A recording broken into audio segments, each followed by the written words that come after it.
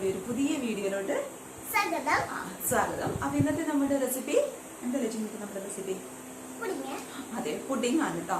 അപ്പോൾ കുറേ ഞാൻ ഒരു ഫേസ് ഇൻട്രോ കൊടുത്തിട്ട് അപ്പോൾ ഇന്ന് ഞാൻ വിചാരിച്ചിട്ടു നമ്മൾ ലക്ഷ്മിയും കൂട്ടിയിട്ട് ഒരു ഫേസ് ഇൻട്രോ കൊടുക്കാന്നുള്ളത്. അപ്പോൾ എങ്ങനെയുണ്ടായിരുന്നു നമ്മുടെ പുഡിങ്? നല്ലൊരു ടേസ്റ്റുള്ള ഒരു പുഡിംഗ് ആണ് കേട്ടോ.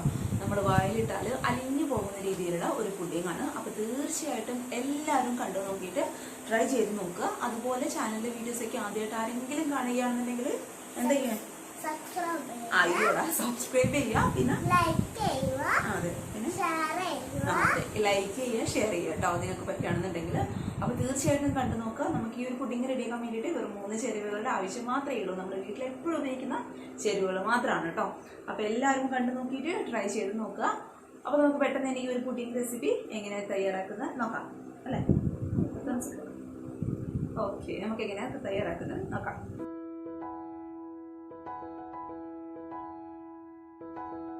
അപ്പോൾ ഇത് ഈ ഒരു പുഡിംഗ് റെഡിയാക്കാൻ വേണ്ടിയിട്ട് ഇതുപോലുള്ളൊരു പാത്രത്തിൽ കറക്റ്റ് ഒരു 2 ടേബിൾ സ്പൂണോളം വരുന്ന കോൺഫ്ലോറാണ് കേട്ടോ ഞാൻ ഇട്ട് കൊടുക്കുന്നത്. അപ്പോൾ ടീസ്പൂണുള്ള കറക്റ്റ് 2 ടേബിൾ സ്പൂണോളം വരുന്ന കോൺഫ്ലോർ.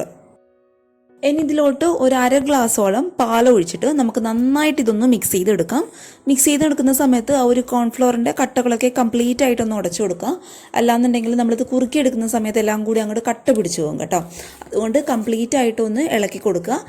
ഒരു 1/2 ഗ്ലാസ് പാൽ മാത്രം ഈ ഒരു സമയത്ത് നമുക്ക് ഇതിലോട്ട് അങ്ങോട്ട് ഒഴിച്ചു കൊടുത്താൽ മതി. അപ്പോൾ നന്നായിട്ട് ആ ഒരു കോൺഫ്ലോറൊക്കെ ഒന്ന് മിക്സ് ചെയ്തെന്ന് കഴിഞ്ഞാൽ ഇതിലോട്ട് കറക്റ്റ് ഒരു 1.5 ഗ്ലാസ് പാലും കൂടി ഞാൻ ചേർത്ത് കൊടുക്കുന്നുണ്ട് കേട്ടോ. അപ്പോൾ മൊത്തത്തിൽ നമ്മളിതിൽ പാലിൻ്റെ അളവെന്ന് പറയുന്നത് ഇതുപോലുള്ളൊരു ഗ്ലാസ്സിൽ കറക്റ്റ് 2 ഗ്ലാസോളം വരുന്ന പാലാണ്. അപ്പോൾ ഇത് 1.5 ഗ്ലാസ് പാലും കൂടി നമുക്ക് ഇതിലോട്ട് ചേർത്ത് കൊടുത്തിട്ട് നന്നായിട്ടൊന്ന് മിക്സ് ചെയ്ത് കൊടുക്കാം. അപ്പോൾ ഈ ഒരു സമയത്ത് നമ്മളിതിലോട്ട് പഞ്ചസാര ചേർത്ത് കൊടുക്കുന്നില്ല. നമ്മൾ സ്റ്റൗവിൽ വെച്ചിട്ട് ആ ഒരു പാല് ഒന്ന് ചൂടാവുന്ന സമയത്താണ് കേട്ടോ നമ്മളിതിലോട്ട് പഞ്ചസാര ചേർത്ത് കൊടുക്കുന്നത്. അപ്പോൾ ആദ്യം ഈ ഒരു പാലും ഈ ഒരു കോൺഫ്ലോറും നമുക്ക് നന്നായിട്ടൊന്ന് മിക്സ് ചെയ്ത് കൊടുത്തതിന് ശേഷം സ്റ്റൗവിലോട്ട് അങ്ങോട്ട് മാറ്റി കൊടുക്കാം.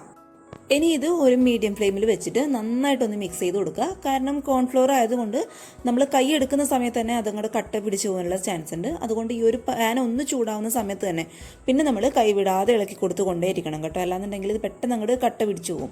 അതിന് വേണ്ടിയിട്ടാണ് അത് പ്രത്യേകം ഒന്ന് എടുത്തു പറഞ്ഞത്.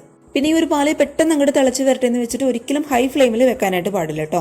ഒരു ലോ ടു മീഡിയം ഫ്ലെയിമിൽ തന്നെ തീ വയ്ക്കുക. അല്ലാന്നുണ്ടെങ്കിൽ ആ ഒരു കോൺഫ്ലോറിൻ്റെ ഒരു പച്ച ടേസ്റ്റൊക്കെ മാറിക്കിട്ടാനായിട്ട് നമുക്ക് ബുദ്ധിമുട്ടായിരിക്കും. അതുകൊണ്ട് ഒരു ലോ ടു മീഡിയം ഫ്ലെയിമിൽ വെച്ചിട്ട് പതുക്കെ കൈവിടാതെ ഇതുപോലെ അങ്ങോട്ട് മിക്സ് ചെയ്ത് കൊടുക്കുക. ഇനി നമ്മൾ ഒഴിച്ചു കൊടുത്തുള്ള പാല് ഒന്ന് തിള വരുന്ന സമയത്ത് ഇതിലോട്ട് ഈ ഒരു പുഡിങ്ങിന് ആവശ്യമായിട്ടുള്ള പഞ്ചസാര നമുക്ക് ചേർത്ത് കൊടുക്കാം കേട്ടോ. ഞാനിപ്പോൾ ഇവിടെ എടുക്കുന്നത് കറക്റ്റ് ഒരു 4 ടേബിൾ സ്പൂണോളം വരുന്ന പഞ്ചസാരയാണ്. പിന്നെ ഈ ഒരു പുഡിങ്ങിന് ഒരുപാട് മധുരം വേണമെന്നുള്ളവർക്ക് കറക്റ്റ് ഒരു 5 മുതൽ 6 ടേബിൾ സ്പൂൺ വരെ പഞ്ചസാര എടുക്കാം കേട്ടോ. പിന്നെ ഈ ഒരു പഞ്ചസാര ഇട്ടതിന് ശേഷം നന്നായിട്ടൊന്ന് മിക്സ് ചെയ്ത് ഈ ഒരു പാലിൻ്റെ ടേസ്റ്റ് ഒന്ന് നോക്കാം. നിങ്ങൾക്ക് മധുരം ഒരുപാട് കുറവാണ് എന്ന് തോന്നുകയാണെന്നുണ്ടെങ്കിൽ നിങ്ങളുടെ ഇഷ്ടത്തിനനുസരിച്ച് നിങ്ങളുടെ ആ ഒരു മധുരത്തിനനുസരിച്ചിട്ട് പഞ്ചസാര ഇട്ട് കൊടുത്തോളൂ കേട്ടോ. ഞാനിപ്പോൾ ഒരുപാട് മധുരം ഉപയോഗിക്കുന്നില്ല. കാരണം ഒരുപാട് മധുരം അങ്ങോട്ട് ഉപയോഗിക്കുന്ന സമയത്ത് നമ്മൾ പുഡിങ് കഴിക്കുമ്പോൾ ഓവർ മധുരമായത് കാരണം നമുക്ക് പെട്ടെന്ന് അങ്ങോട്ട് മത്ത് പിടിച്ച പോലെ തോന്നും. അപ്പോൾ ഞാൻ ആവശ്യത്തിന് മാത്രമേ ഇട്ട് കൊടുക്കുന്നുള്ളൂ. പിന്നെ മധുരത്തിൻ്റെ ആ ഒരു ഇഷ്ടമൊക്കെ നിങ്ങളുടെ ആ ഒരു രീതിക്ക് അനുസരിച്ചിട്ട് ഇട്ട് കൊടുക്കുക കേട്ടോ. എന്നിട്ട് നന്നായിട്ടൊന്ന് നമുക്ക് ഈ ഒരു പാലൊന്ന് കുറുക്കിയെടുക്കണം. പിന്നെ ഞാൻ നേരത്തെ പറഞ്ഞ പോലെ ഹൈ ഫ്ലെയിമിൽ വെക്കേണ്ട, ഒരു ലോ ടു മീഡിയം ഫ്ലെയിമിൽ മാത്രം വെച്ച് കൊടുക്കാം. അപ്പോഴിതേ നമ്മുടെ പാലൊക്കെ അത്യാവശ്യം നന്നായിട്ട് ഒന്ന് കുറുകി കറക്റ്റ് ഈ ഒരു പരുവത്തിലായിട്ടുണ്ട്. ഇതുപോലെ സ്മൂത്ത് ആയിരിക്കണം കേട്ടോ നമ്മുടെ പാൽ എന്ന് പറയുന്നത്. കറക്റ്റ് ഈ ഒരു പരുവത്തുന്ന സമയത്ത് നമുക്ക് പതുക്കെ സ്റ്റവ് അങ്ങോട്ട് ഓഫ് ചെയ്ത് കൊടുക്കാം. നമ്മുടെ പുഡിങ്ങിന് നല്ലൊരു ഫ്ലേവർ കൊടുക്കാൻ വേണ്ടിയിട്ട് ഒരു 1/2 ടീസ്പൂണോളം വാനില എസൻസ് ഞാൻ ഇതിലോട്ട് ചേർത്ത് കൊടുക്കുന്നുണ്ട് കേട്ടോ. നിർബന്ധമൊന്നുമില്ല, കയ്യിലുണ്ടെന്നുണ്ടെങ്കിൽ ചേർത്ത് കൊടുക്കുക. ഇനി അത് ചേർത്തില്ലെങ്കിലും കുഴപ്പമൊന്നുമില്ല കേട്ടോ. എന്നിട്ട് ഇത് ചൂടോട് കൂടി തന്നെ നന്നായിട്ടൊന്ന് മിക്സ് ചെയ്ത് കൊടുക്കുക കേട്ടോ. കാരണം ഇതിപ്പോൾ തന്നെ നമ്മൾ ഏത് പാത്രത്തിലാണോ പുഡിങ് സെറ്റ് ചെയ്യാൻ വേണ്ടിയിട്ട് പോകുന്നത് ആ ഒരു പാത്രത്തിലോട്ട് അങ്ങോട്ട് മാറ്റി കൊടുക്കണം.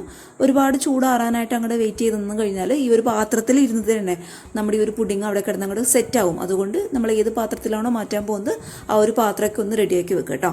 അപ്പോൾ ഇത് ഞാൻ എന്തായാലും ഈ ഒരു പാത്രത്തിലാണ് നമ്മുടെ പുഡിങ് സെറ്റ് ചെയ്യാൻ വേണ്ടിയിട്ട് പോകുന്നത്. പിന്നെ പുഡിങ് സെറ്റ് ആയി കഴിഞ്ഞാൽ പെട്ടെന്ന് അങ്ങോട്ട് വീട്ടിൽ കിട്ടാൻ വേണ്ടിയിട്ട് ഏതെങ്കിലും ഫ്ലേവർ ഇല്ലാത്ത ഒരു ഓയിൽ ഒന്ന് ഈ പാത്രത്തിൽ ഒന്ന് തടവി കൊടുക്കട്ടോ.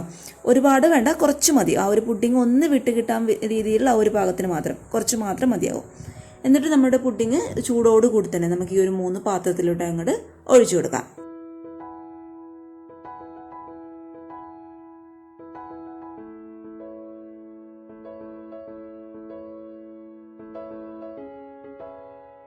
ഇനി ഇത് ഓരോ പുഡിംഗ് പാത്രവും നമുക്ക് ഇതുപോലുള്ളൊരു പ്ലാസ്റ്റിക് റാപ്പ് വെച്ചിട്ട് ജസ്റ്റ് ഒന്ന് കവർ ചെയ്ത് കൊടുക്കാം. ഇനി ഇതുപോലുള്ളൊരു പ്ലാസ്റ്റിക് റാപ്പ് ഇല്ലാന്നുണ്ടെങ്കിൽ നിങ്ങളുടെ കയ്യിലുള്ള നമ്മുടെ എന്തെങ്കിലും പാത്രത്തിൻ്റെ മൂടിയൊക്കെ ഉണ്ടാവുമല്ലോ, അത് വെച്ചിട്ട് ജസ്റ്റ് ഒന്ന് അടച്ചു കൊടുത്താലും മതി കേട്ടോ. ഇത് കറക്റ്റ് 2 മണിക്കൂർ ഫ്രിഡ്ജിൻ്റെ നോർമൽ റാക്കിൽ വെച്ചിട്ട് നമുക്കിതൊന്ന് തണുപ്പിച്ചെടുക്കാം. അപ്പോൾ ഇത് കറക്റ്റ് ആ ഒരു 2-2.5 മണിക്കൂർ കൊണ്ട് നമ്മുടെ പുഡിങ്ങൊക്കെ നന്നായിട്ട് സെറ്റായിട്ട് കിട്ടിയിട്ടുണ്ട്.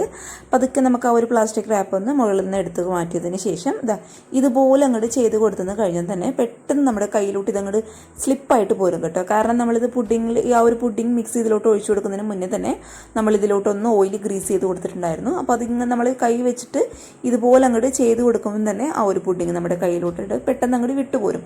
അത്രയും സോഫ്റ്റ് ആയിട്ടുള്ള അത്രയും സ്മൂത്ത് ആയിട്ടുള്ള പുഡിങ്ങാണ്.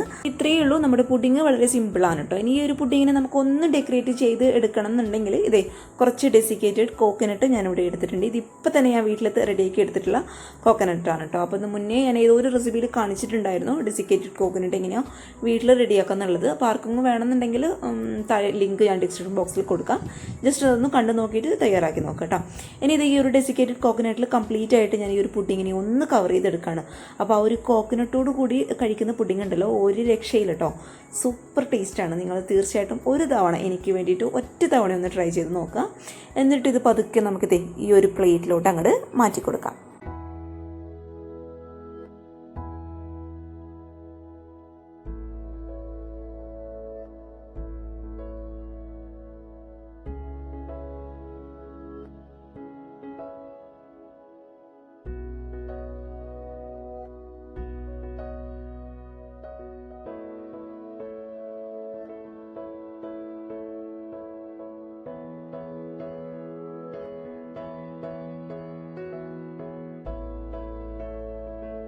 അപ്പോഴേ നമ്മുടെ 3 പുഡിങ്ങും ഇവിടെ റെഡി ആയിട്ടുണ്ട്. കുറച്ച് ഇതിൻ്റെ മുകളിലോട്ട് ഞാനൊരു സ്പ്രിങ്കിൾസ് ഇട്ട് കൊടുക്കുന്നുണ്ട് കേട്ടോ. ഫോട്ടോയൊക്കെ എടുക്കുമ്പോൾ ഒരു ഭംഗിക്ക് വേണ്ടി മാത്രം. അതൊക്കെ പിന്നെ ഡെക്കറേഷനൊക്കെ ഞാൻ എപ്പോഴും പറയുന്നത് നിങ്ങളുടെ ഇഷ്ടത്തിനനുസരിച്ച് ഡെക്കറേറ്റ് ചെയ്യുക. പിന്നെ നമ്മുടെ പാർട്ടിക്കൊക്കെ തയ്യാറാക്കുന്ന പുഡിംഗ് ആണെന്നുണ്ടെങ്കിൽ കുറച്ചുകൂടി ആ ഒരു ചെറിയൊക്കെ വെച്ചിട്ട് ഒന്ന് ഡെക്കറേറ്റ് ചെയ്യുകയാണെന്നുണ്ടെങ്കിൽ കാണാനായിട്ടും അതേപോലെ കഴിക്കാനായിട്ടും നല്ല കിഡിലൻ ടേസ്റ്റുള്ള ഒരു പുഡിംഗ് ആയിരിക്കും കേട്ടോ. ഇപ്പോഴത്തെ നമ്മുടെ പുഡിംഗ് ഇവിടെ റെഡി ആയിട്ടുണ്ട്. ഇനി ഞാനിതൊന്ന് കട്ട് ചെയ്തിട്ടും കൂടി കാണിച്ചു തരാം.